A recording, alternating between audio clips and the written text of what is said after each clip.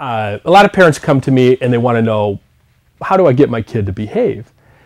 That's the big question with teenagers. And the answer that oftentimes parents don't like is, you don't get your kids to behave. They choose to behave. They choose their own behavior. And the first reaction for most parents is to become contingent.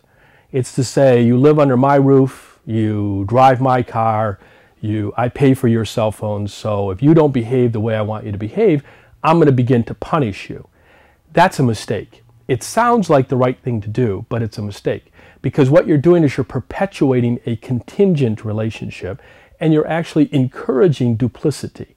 What that means, what duplicity means, is that you're encouraging your kid to behave in a way in front of you that might not be how they're behaving when they're not around you. And that can carry into adulthood and actually can have people who kind of have this facade. They're not very well integrated people. So we don't want that. And contingent parenting is basically manipulative parenting. I'm going to take things away if you don't do what I want. That's not what we want to encourage our kids to become either. That's not how we really want our kids to be.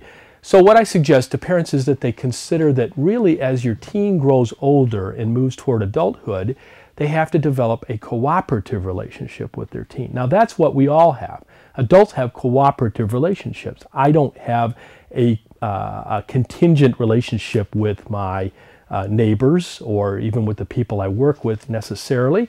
I have a cooperative relationship. The idea is that we can mutually benefit if we can learn to get along and find ways of cooperating in order to gain whatever it is that we want to accomplish in life. That's what I suggest that people do. If their kid is already it feels to them that they're already having some behavioral problems, I suggest that they change the definition of the relationship.